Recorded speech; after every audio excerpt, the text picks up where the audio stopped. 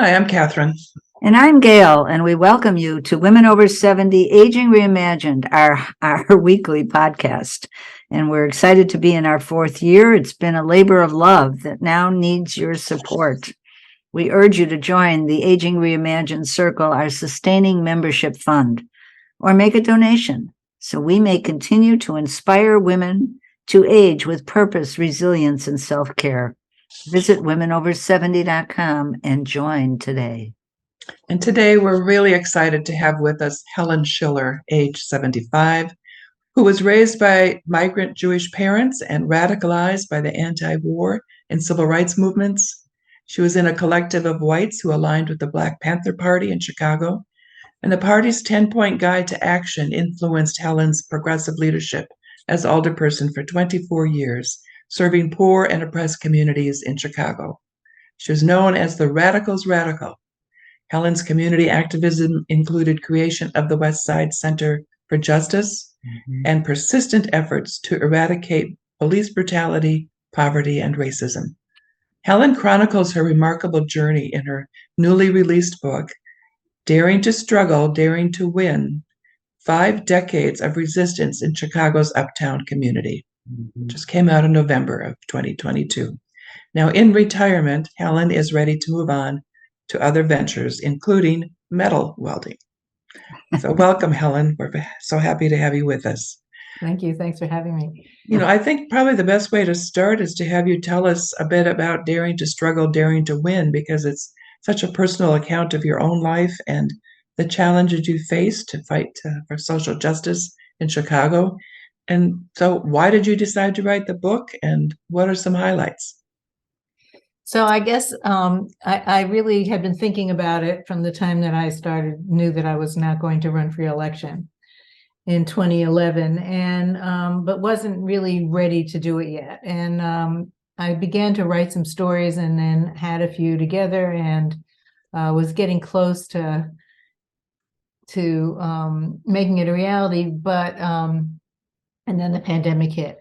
The reason that I wanted to do this became I became more interested in writing the book actually during the 2016 primary election. I was very frustrated. I was frustrated by the failure to be able to establish any kind of unity or acknowledgement of the unity around the diversity of opinions that existed in the Democratic Party in order to be able to take the strengths of all of that into a fight with Trump and what he represented. And I was really frustrated by it. And I had spent that winter actually on Cape Cod working on photos, because at that point I thought I was going to do a photo book. And when I left, I said, okay, I have to start working on stories. I was really frustrated. And I thought that there was a lot of my own history, which informed how I felt and I thought might be helpful. So I started writing stories, but didn't really get serious till 2019 with a friend who is a writer, and sort of got me going on the big picture. And then the pandemic hit, and I had plenty of time, so I really just sort of soldiered through there at that point, with a lot of help from people who went through the materials, helped me do some editing. And everybody who I actually told a story, who was included in most everybody who's included in one of the stories who's still with us, I sent the stories to them, asked them for their comments. And what I really got out of it, which I think is really important, is how much we experience things from our own lens, and that many of the things, and for someone like me who's so focused on what they're doing, this was kind of a light bulb moment, because I'm writing this story that so many other people were engaged in, even on so many levels. Those that were closest to me may have been just a handful, but each of us had a different slice of that experience. And so we had a slightly different perspective or view, or information that we really gathered from it, which really actually becoming aware of that really broadened my own view of my own experience, but of the world around me, and how important really some of the lessons out of my experience really are useful. But I continue to be really concerned. These last few weeks leading up to this election, especially with all the commercials, really drove me a little batty. I know that this is actually being aired later, but so I'm referring to the November election, sorry. Mhm. And so it's been, I'm glad I wrote it. I think it's timely. And I really have done it in order to be able to basically pass on whatever perspective I've gained over time that might be helpful and useful in terms of moving forward in a direction that is forward-looking, Mhm. as opposed to one which is backward-looking. Forward-looking to become more inclusive, as opposed to backward-looking to which is becoming just the opposite, actually. Do you Eliminating and still gaining system. find the Black Panther Party's 10-point guide relevant, useful? So actually, the Black Panther Party 10-point platform and program was written by its founders, Huey Newton and Bobby Seale, in 1966, and then reworked in 1972, which is the version that we really used. I came to Chicago and we were selling Black Panther papers as part of what we did. We had a home distribution network, and our focus was organizing white people to join the Black-led struggle for liberation. And the new version updated some of the old and included some of the changes in technology, the impact of technology, but it also broadened their scope to be to the focus being Black and other poor and oppressed people, so that it helped us in our organizing in order, because it was inclusive, and it helped us make the ties, because so many points in the platform and program: health, education, housing, police misconduct, all of those things are clearly related across the board to communities that are struggling. And so yeah, I didn't realize, I knew it was important to us then, but when I finished writing the book and got to the end of it and realized, oh my God, this is the theme all the way through. And then as I was going through our graphics, to pick graphics, I came across the 10-point guide to action, which you referred to. And that came from a speech that was given by David Du Bois, who in the mid-70s was the editor of the Black Panther paper.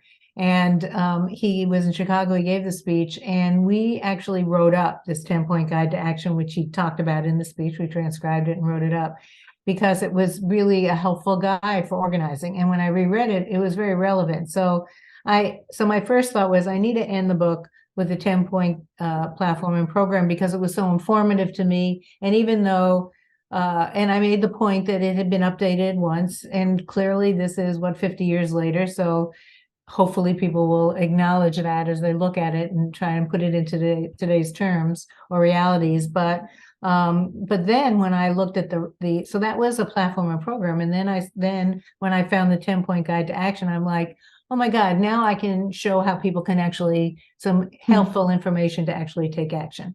So I ended the book with those two things. Yeah.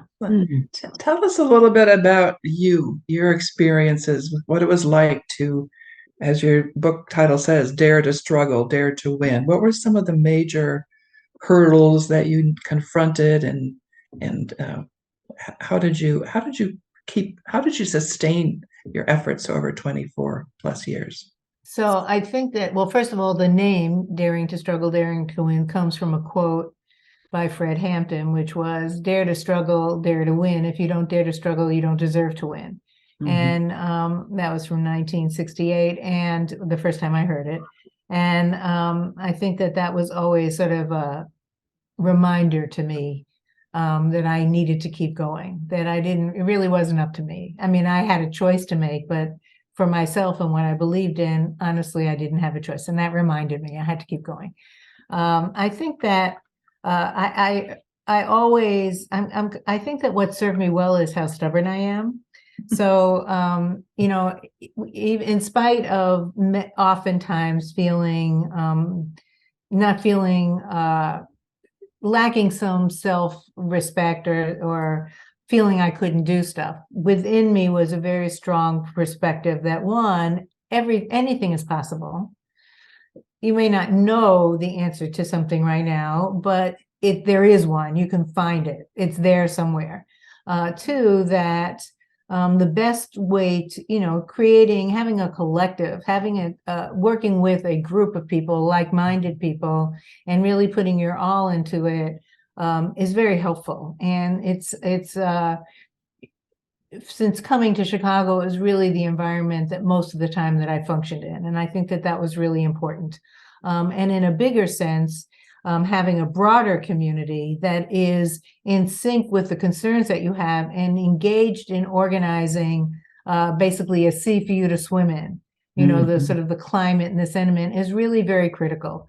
And it's a message that I like to give over and over again and really emphasize with anyone that's doing any kind of organizing, but also with elected officials, because you have to be willing to accept that there's somebody coming at you, sometimes from your left, hopefully. It could also happen from your right, but hopefully we're talking about moving forward with ideals and changing the status quo to be more open as opposed to something else. And in that context, there's always, you work towards change, you're going to meet friction. That's always the case.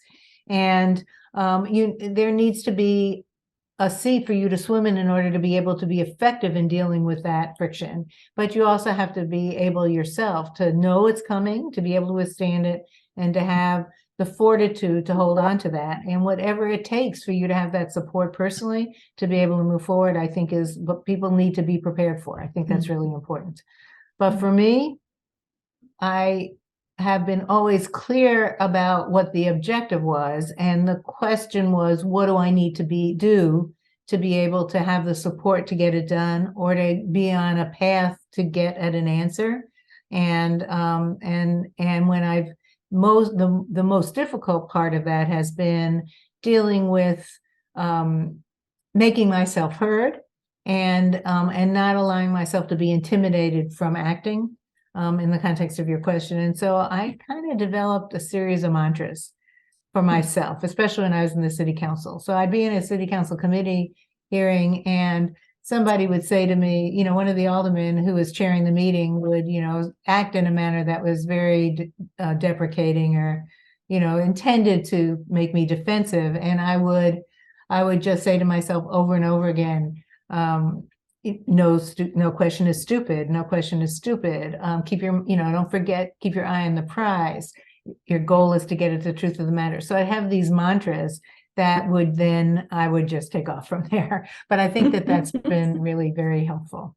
Do you, so did you use becoming an alderperson as a way to have that sea to swim in?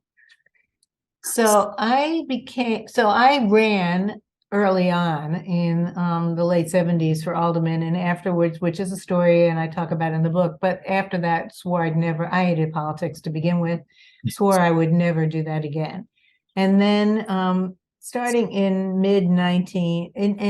in the middle of his term, really, Harold Washington, who I knew in various different ways and been very involved in his first election, really started organizing me to run again for alderman, raising the question, making the suggestion. Ultimately, when he started, in case people who are listening don't know, when he was first elected, there was an opposition organized against him to basically make it impossible for him to govern. And that was a coalition of 29 aldermen versus 21, and became what became known as the Council Wars. So he was elected in 1983. In late 1985, a federal court judge ruled that the map that had been drawn based on the 1980 census was discriminatory and called for new elections in a bunch of wards. Those elections occurred in 1986, and the consequence was that there was now a 25-25 split in the Chicago City Council. Harold's message to me was, I need you to run and be my 26th vote. Ultimately, I couldn't say no to that. I was ignoring him up until then, but I knew I could win. I've been very involved in the community. I knew that I could win, and therefore I couldn't say no. So I ran, but I did tell him that my priority, after being his 26th vote, And he had always said, by the way, that if I have 26 votes, I'll have 40 votes, because there's always those 15 or so people that are sitting on the fence. And then, they go different ways, but it means that there's not going to be the obstruction, just stopping him for the sake of stopping him. He'd be in a position where he could really govern.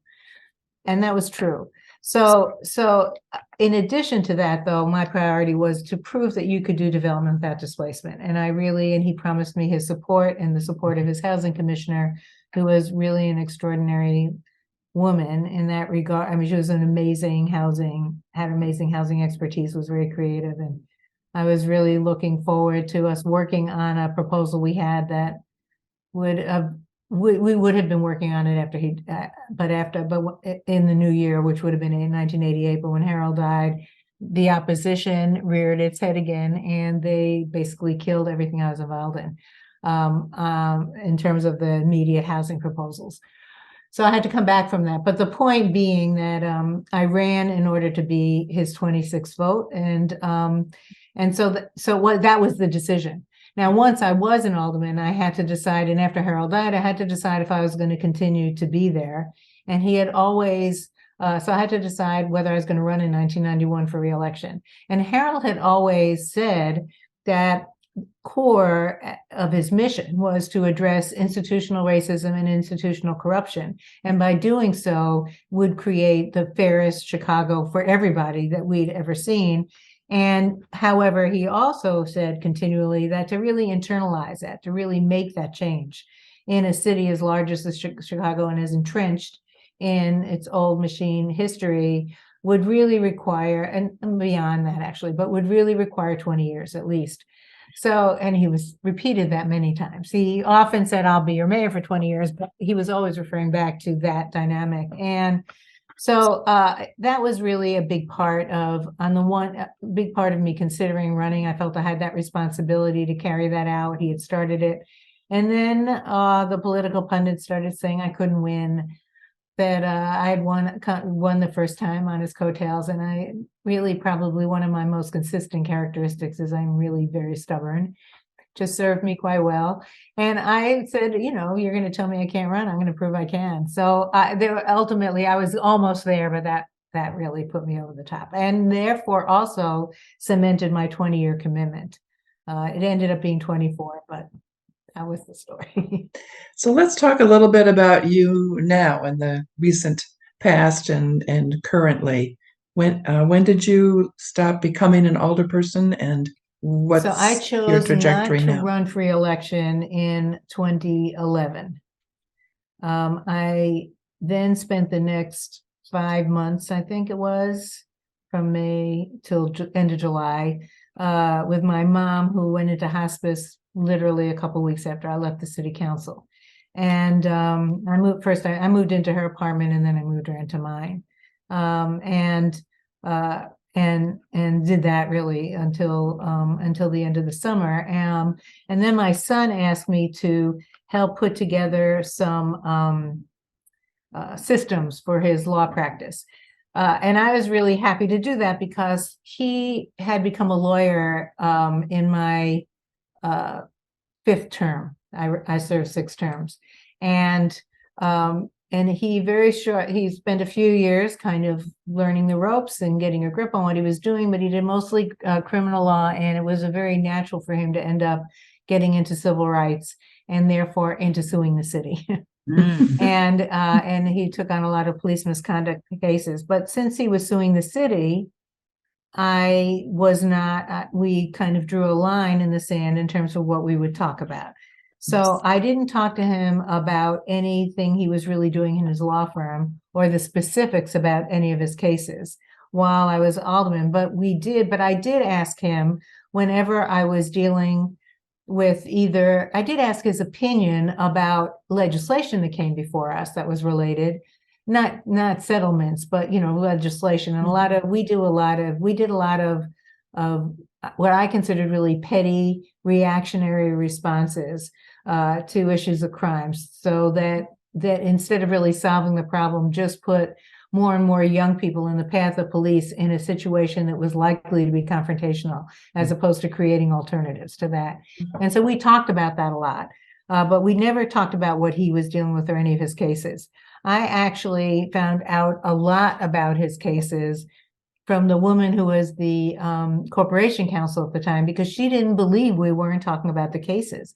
And so when she was frustrated about something that was happening with lawyers who were suing the city, or sometimes even my son, she'd come and search me out and start pumping me for stuff. And I don't know what you're talking about. And in the course of those conversations, more often than not, she would tell me what my son was doing. It was the only time I knew what he was doing. And it was, but she never believed that was actually true. But when I left city council and he said, you can come work with me, it was like, wow, we can really turn this around. I can finally actually really know and appreciate what you do every day. So I did that. And after several years, their law firm was, his law firm was Shiller Prayer Law Firm. He and his partner were growing, and they needed to have a bigger space. So and he had kind of an idea of creating a space that also could be programmatically a larger community space that could have an organic legal community develop within it. So we ultimately found a building on the west side of Chicago, and I coordinated the rehab of it and got it together pretty much in his mind's eye, and then co-managed that with someone else pretty much until the pandemic. So this was the West Side Center for Justice. Wow. And how does metal welding enter into your life? So about a year and a half ago, I was visiting my brother, who had just moved to a new home, and he had a really large backyard, and he's telling me all the things he wants to do in his backyard. And in one corner of it, he says, I want to do a sculpture garden. And I'm like, wow, I love sculpture gardens. I seek them out when I travel. And I always wanted to do that. So I said, that's what I always wanted to do. And so when I came home, I immediately found a place, the first place I found, to do welding, to begin learning it. So I took a bunch of classes there, and then I went to Mexico, where my niece lives, and she had some friends there who have a welding studio, and they do classes, and I took some classes there, and then came back and got settled in this really cool organization in Rogers Park on the north side of Chicago, called Chicago Industrial Arts and Design Center. And I think that's what it's called. And they're great. It's a not-for-profit. They do a lot of stuff with young people, but you can take classes. They have 4 studios, carpentry, ironwork and forging, welding and forging, casting and technology. And so I've really settled in there in the welding studio, welding and forging, and have really learned a lot, but have been just ecstatic. I love it. I'm having a great time. So that's what I do. So have you created some pieces? I have. Don't know if you can see them, but I have pictures. Let's see if you can see the pictures. I've created quite a few. Actually, I'm working on, when I was writing the book, I found myself doing, especially on difficult chapters, I'd be like writing in my sleep for maybe a month. And then one day I'd wake up and know it was time to write. Well, I've been doing the same thing with the welding pieces, and it's hysterical, but it's very cool. It's actually a lot of fun. This is a piece I'm working on right now. I don't know if you can see it. Can you see that? Oh, yeah. Oh, yes. Wow. So let me show you what I've done. I do have. Are these are for outdoor sculptures? Or these are all about maybe no, so far they're for inside. I'm growing up, and they're all small. They're under, they're in the range of about 1 foot by 1 foot here. So I've done some tables, but I'm not going to show you those. I'm going to show you. So that's one. This is another. These are Wow. complicated. Intricate. I made this, let's see, I made that rose, black rose for my granddaughter that's her online persona. This is another one. This is one of my favorites. Oh, wow. That's just one view of it. My son has gotten into jewelry, so I made that jewelry tree for him. That's the first one. There's another one I made later. This is the other one I made for him. Nice. This is a hat rack. I don't know if you can see it. It's on a chair. It's not hanging up yet. Oh, That I made for my daughter-in-law. This is a belt rack. That's one version of it that I made for my granddaughter's boyfriend. Here's some belts on it, so you can get a better idea. So we have practical stuff. Oh, and this is well, that's not the final piece. This is a piece that I made from some scraps I really liked. There's a bracelet I made for a friend. And well, this is a better view of that. Yeah. Beautiful. And then this is a piece that I made. I don't know if you can see it, but it's a dove and a fist, a sea to swim in, and lightning rods to represent tension. And I'm doing the first piece I showed you is now the bottom or the beginning of another. I'm doing a series of these. So that's going to be, here's another one of that. So you can. Are any of these in your book? No, most of these I've been doing since the book was done, actually. I've been editing the book, but yeah. The book stops really when I left city council. Okay. So that's, I have some others, but who knows where they are. So before we close, which unfortunately has to be soon, we always like to ask our guests, how do you think about your own aging? My own aging? I really am enjoying my aging. I feel like, honestly, as the more I learn or am able to put my life experience into some context, I actually feel like I grow younger. Now, that doesn't mean to say I'm not. Having said that, I have to acknowledge that I am more tired every day. I used to be able to go 24/7. I can't do that. But accepting the limitations, I'm actually enjoying the moments much more than ever.